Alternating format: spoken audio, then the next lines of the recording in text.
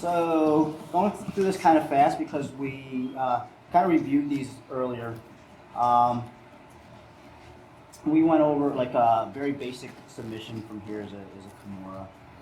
But even before we get to that, I want to show you something that I use pretty frequently, especially when I'm getting passed from this position. It's kind of it's almost like a home, like a Hail Mary, but it works a lot. All right, so a lot of times when they try to do a leg weave on you, smash your leg, start coming around here, you can't get your hips out of there. You just kind of let him pass. All right, so he's gonna get out of here. You gotta make sure. Look what I'm doing with my knee here.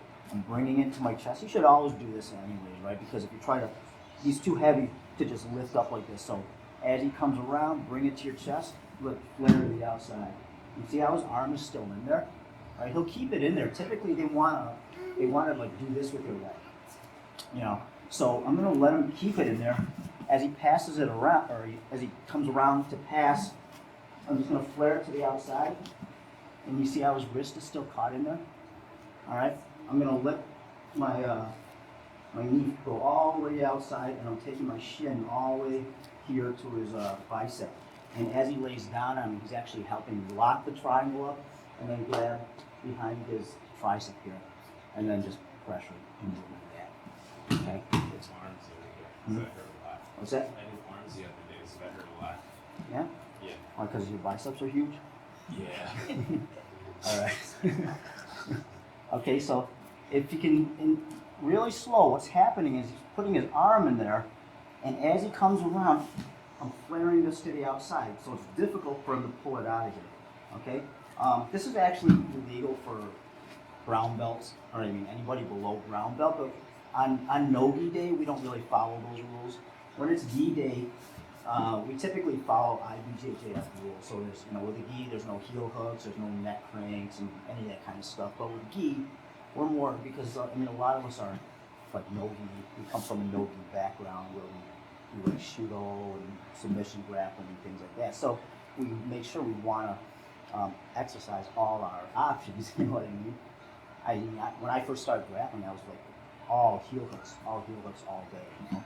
And I think if you don't practice those things, when you start actually having to do them, you're gonna get lost. So on no-gi day, pretty much anything goes, but don't be dirty. You know what I mean? Same with bicep slicers. Bicep slicers are completely legitimate. So on no-gi day, if you see one, go ahead and do it. Okay? Just be careful with it. All right. So here we are in our Z guard, right? He starts putting his arm in there and wants to pass you. So you can either do it now, or if it's an emergency and he smashes you down, then do it then. But from here, just flare to the outside, let him pass. I'm triangling my legs so he can't get that out there anymore. And grab up here. And at this point, he's probably going to be grabbing your head, which is fine. Right? He's putting his weight down on you. Just grab behind his tricep here. Lock this. Push your ankle outward.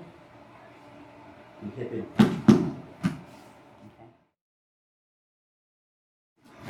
Okay. All right. I want us to spend some time on this one because this is new for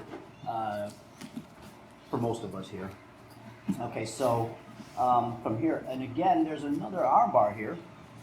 If he puts he tries to grab your neck, or he puts his hand too close. It's like an arm crusher, like a reverse armbar or phantom armbar. Sometimes people call it. But if he puts his hand too close to you here, all right, you go behind his tricep. Okay, not down by his forearm, because if you grab it, you can bend it, right?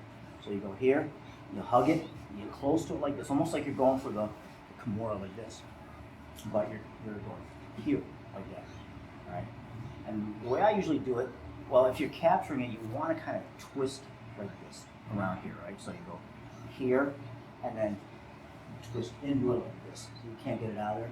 And what I do to finish this, a lot of people will try to just pull here, but you're using a lot of strength, right? And there might not be enough room down here to pull it far enough. So what I do is I grab elbow, right? And this comes out here. At least you want to keep your shins in his upper body and lower body. Okay, so here, twist, and there's an elbow right there. Okay, that's another one of those things where If it's there, go for it, but be careful because it's a little bit tricky. It's easy to defend that, just by twisting your arm, or you're not fast enough, or you don't secure it. Especially if you're sloppy. If you go here and you start doing that, so you got to be kind of quick about it, and you have to make sure that his hand is close to. Okay, so you can give that a try, but let's say he grabs my neck, right?